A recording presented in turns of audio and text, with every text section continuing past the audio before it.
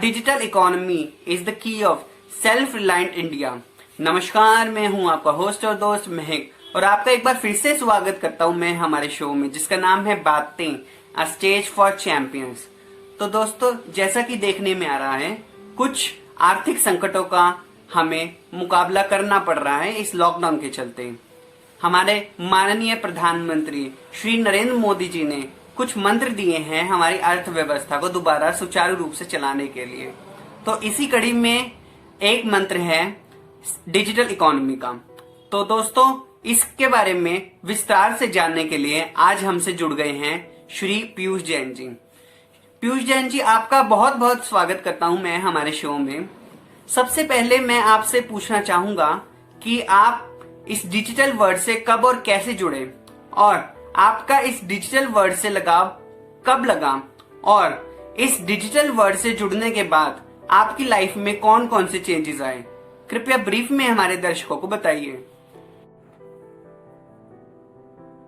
सबसे पहले मैं तो आपका धन्यवाद करना चाहूंगा शौक बातें स्टेज फॉर चैंपियंस को बनाने के लिए। मैं आपको अपना परिचय दे दूं। मेरा नाम पीयूष जैन है। मैं आईआईटी रुड़की का गोल्ड मेडलिस्ट हूँ और सन 1993 से पिछले 27 सालों से हम हिसार में आईईसीएस कंप्यूटर एजुकेशन नाम से एक संस्था चलाते हैं जो नाइलेट गवर्नमेंट ऑफ इंडिया द्वारा मान्यता प्राप्त है, और हम उसके ओ लेवल, ए लेवल और ट्रिपल सी इत्यादि कोर्स कराते हैं। जैसे कि आपने पूछा कि डिजिटल वर्ल्ड से मेरा परिचय कब हुआ और कैसे हुआ, तो डिजिटल लाइफ और कंप्यूटर से मेरा जो पहला परिचय है वो लेट 80s में आईआईटी रुड़की में पढ़ाई के दौरान हुआ। जैसे लाइफ में धीरे धीरे चेंजेस आते हैं, वैसे ही डिजिटलाइजेशन में भी चेंज धीरे धीरे आए। सबसे पहले 1986 में अर्नेट स्टार्ट हुआ जो गवर्नमेंट रिसर्च इंस्टीट्यूट्स के लिए था। जनरल पब्लिक के लिए इंटरनेट 1995 में शुरू हुआ, but the speed was very slow. Normally एक ईमेल भेजने में भी तकरीबन 1 घंटा में लग जाता था बिना किसी अटैचमेंट के। उस समय इंटरनेट की स्पीड रफली 5.6 KB पर सेकेंड थी, जबकि आज की एक नॉर्मल स्पीड को हम 2 Mbps की स्पीड मानते हैं। As on date, all smartphones are capable of running all apps available on digital platforms like YouTube, Facebook, Instagram, WhatsApp, Amazon, Flipkart, Railway Reservation, OYO, Ola। आप अपने बहुत सारे काम बिना अपने घर या ऑफिस से बाहर एक भी कदम रखे कर सकते हैं। You don't need to go out for your financial transactions, your reservation, your entertainment, and a lot of other things. Not only apps, online classes by schools, colleges, universities, and institutes offered to their students in this lockdown period is possible only because of digitalization. तो digitalisation का पिछले 10, 15, 20 सालों में हमारी प्रगति में बहुत ज्यादा योगदान है। और जिसे मैं बात कर रहा था कोई इंटरनेट की स्पीड की, तो आप इसको ऐसे समझिए कि जैसे आज कोई आपको बोले कि मुंबई जाना है और साइकिल से जाना है, तो 1995 में इंटरनेट की स्पीड इसी तरह से थी। ऐसा नहीं कि आज हवाई जहाज में बैठे 2 घंटे के अंदर बॉम्बे उतर गए। Thank you. Thanks for the digital information Piyush ji. मेरा अगला सवाल पीयूष जी, जैसा कि आजकल खबरों में आ रहा है कि साइबर क्राइम और साइबर सिक्योरिटी को लेकर बहुत से इश्यू आजकल की दुनिया में आ रहे हैं, तो मैं आपसे जानना चाहूंगा कि साइबर क्राइम और साइबर सिक्योरिटी का एक्चुअल मतलब क्या है। एक आम आदमी साइबर क्राइम और साइबर सिक्योरिटी को कैसे समझे, कृपया हमारे दर्शकों को बताइए। ये आपने बहुत अच्छा सवाल पूछा। साइबर क्राइम और cyber security. Knowing cyber crime and cyber security is a must in this age of digitalization, क्योंकि आपकी सारी की सारी इंफॉर्मेशन इस वर्चुअल वर्ल्ड में कहीं ना कहीं किसी न किसी तरीके से सेव है। आपको ऐसा लगता है कि मेरी तो कोई इंफॉर्मेशन कहीं पर भी नहीं है, या कोई इस इंफॉर्मेशन से मेरा क्या नुकसान कर सकता है।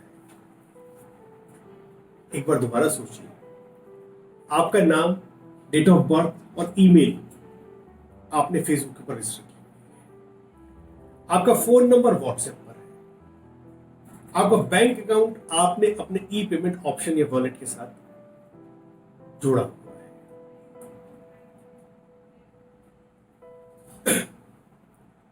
गूगल और फेसबुक को आपकी चॉइस और प्रेफरेंसेस के बारे में पता है, उनको पता है कि आपका फ्रेंड सर्कल कौन सा है, आप किन लोगों के साथ संपर्क में रहते हैं, कौन से प्लेस पर आप घूमने गए हैं या जाने वाले हैं, और किसके साथ, किस तरह के मैसेज आपके पास आते हैं, किस तरह के मैसेज आप शेयर करते हैं, सेंड करते हैं, फॉरवर्ड करते हैं किसी को भी, और आपकी किसी के साथ भी डिजिटल वर्ल्ड में इंटरेक्शन की फ्रीक्वेंसी क्या है।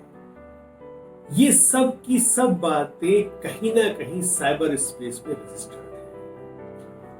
तो कोई व्यक्ति अगर आपकी इन सारी इंफॉर्मेशन का इस्तेमाल करके आपको कोई नुकसान पहुंचाना चाहे तो कर सकता है। तो उसके लिए क्या करते हैं बहुत सारे जो क्रिमिनल पीपल हैं, what they do is they pose as a bank officer to get your remaining information. वो आपको कहेंगे कि साहब आपका डेबिट कार्ड या क्रेडिट कार्ड ब्लॉक कर रहे हैं कंपनी को वहां से, तो आप हमें ये डिटेल बताइए अगर आप अपने डेबिट कार्ड को क्रेडिट कार्ड को अपने खाते को चालू रखना चाहते हैं। They can call, mail you to share OTP on the operator or transfer money in your account wallet. बहुत सारे लोगों के पास मेल आती है कि आपकी बहुत बड़ी लॉटरी निकली है, माइक्रोसॉफ्ट या गूगल या फोर्ड कंपनी आपको कई लाख डॉलर देने वाली है, बट आप अपनी अकाउंट शेयर हमारे साथ डिटेल शेयर कीजिए। वो आपके फेसबुक पेज को भी हैक कर सकते हैं और आपके दोस्तों को ये मैसेज डाल सकते हैं कि मैं क्राइसिस में हूँ और मैं किसी और से संपर्क नहीं कर रहा, तो कृपया आप मेरे अकाउंट के अंदर पैसे ट्रांसफर कर दीजिए। ये वो खबरें हैं जो हम ऑलमोस्ट रोज पढ़ते हैं, लेकिन ऐसा सोचते हैं कि किसी और के साथ होता है, मेरे साथ ऐसा कभी नहीं हो सकता। तो सिक्योर रहना मोबाइल वर्ल्ड में बहुत जरूरी है। तो इस चीज से बचने का ऑप्शन क्या है, क्या रेमेडी हम इस्तेमाल कर सकते हैं इन चीजों से बचने, इन फ्रॉड से बचने के लिए?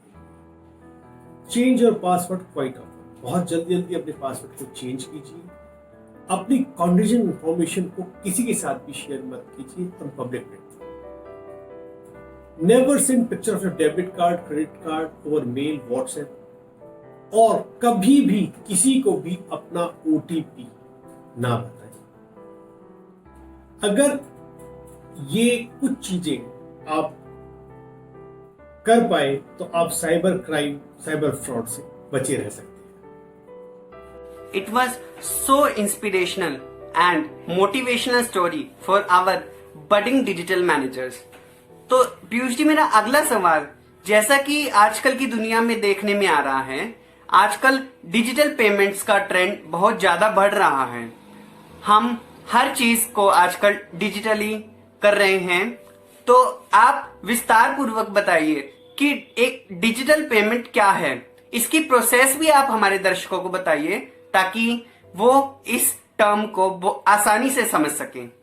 पूछा, जैसे कि आपने पूछा कि ई मनी पेमेंट्स या डिजिटल पेमेंट्स के कितने ऑप्शंस हैं। आज के समय में डिजिटल पेमेंट या ई मनी पेमेंट के बहुत सारे ऑप्शन हैं, जिसमें से कुछ है गूगल पे, पेटीएम, भीम ऐप, फोन पे, मोबीक्विक, पेटीएम एटसेट्रा। इसके अलावा इंटरनेट बैंकिंग और मोबाइल बैंकिंग ऑलमोस्ट सारे के सारे बैंक्स और फाइनेंशियल इंस्टीट्यूट आपको प्रोवाइड करते हैं। ये जो ट्रांजेक्शन्स हैं ये बहुत ही सिक्योर और फास्ट है। सिक्योर इस तरह से है कि इसके अंदर हर ट्रांजेक्शन के समय आपके पास एक OTP आता है। OTP मतलब वन टाइम पासवर्ड, जो आपकी ईमेल या आपके मोबाइल नंबर पर ही डिलीवर होता है। जब तक आप वो OTP अपना पेमेंट करते समय नहीं डालते तो मैक्सिमम ट्रांजेक्शन्स कंप्लीट नहीं हो सकती। आपका बहुत बहुत धन्यवाद पीयूष जी, इस डिजिटल इंफॉर्मेशन को हमारे दर्शकों तक पहुंचाने के लिए। मेरा आपसे अगला सवाल पीयूष जी, जैसा कि देखने में आ रहा है आजकल इस लॉकडाउन के चलते online classes, online test series और ऑनलाइन एग्जाम्स का ट्रेंड बहुत ज्यादा बढ़ गया है। मैं आपसे जानना चाहूंगा कि एक्चुअल क्लासरूम लर्निंग और ऑनलाइन पढ़ाई में क्या डिफरेंस है, और अगर कोई डिफरेंस है तो इस गैप को हम कैसे पूरा कर सकते हैं। कृपया डिटेल में हमारे दर्शकों को जानकारी दीजिए। आपने जो ऑनलाइन क्लासेस की बात पूछी, तो आज के इस कोरोना महामारी के संकट के समय online classes is the only option to stay connected with your teachers and studies in this crucial time of lockdown. It is not known to anybody when education institutions are going to open. और ये online classes सिर्फ digitalisation के माध्यम से ही संभव हुई है। इसीलिए आज जितने भी यूनिवर्सिटीज, स्कूल्स, कॉलेजेस, इंस्टीट्यूशंस हैं, वो अपने बच्चों के साथ उनकी पढ़ाई के लिए इस ऑनलाइन क्लासेस के माध्यम से जुड़े हुए हैं। तो चलते हैं एक गंभीर प्रश्न की ओर पीयूष जी। जैसे कि आजकल देखने में आ रहा है कि फेक न्यूज और फेक इंफॉर्मेशंस का ट्रेंड बहुत ही ज्यादा बढ़ गया है। हालांकि गवर्नमेंट ने बहुत से रूल्स एंड रेगुलेशंस भी बनाए हैं, तो मेरा आपसे जानना है, एक आम आदमी इन फेक न्यूज और फेक इंफॉर्मेशन से कैसे बचे और कौन कौन सी सावधानियां वो उपयोग करे जिससे वो एक फेक न्यूज और फेक इंफॉर्मेशन को अवॉइड कर सके। फेक न्यूज का सवाल बहुत ज्यादा रेलेवेंट है, क्योंकि दुर्भाग्य से सोशल मीडिया पर फेक न्यूज बहुत तेजी से फैलती है और हम लोग उस न्यूज को ये नहीं पहचान पाते कि वो ओरिजिनल है या फेक है, क्योंकि उसमें इस तरह से कंटेंट दिया होता है कि वो पहली नजर में देखते ही ऐसा लगता है कि इसे ओरिजिनल है। लेकिन हमें कुछ चीजों का ध्यान रखना चाहिए, जैसे आप कोई भी ऐसा मैसेज जिसकी सच्चाई पर आपको संदेह हो उसको फॉरवर्ड और शेयर ना करें।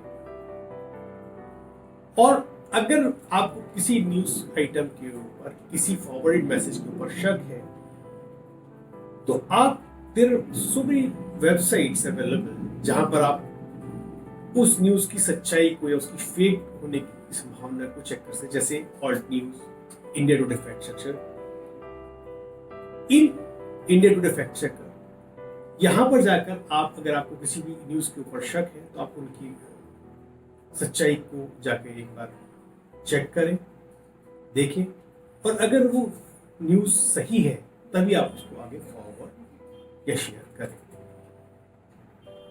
एक चीज जो मैं सबसे आखिर में आपसे कहना चाहूंगा कि कोरोना महामारी के संक्रमण काल में आप सब अपने घरों पे ही रहें, बाहर कम से कम निकलें,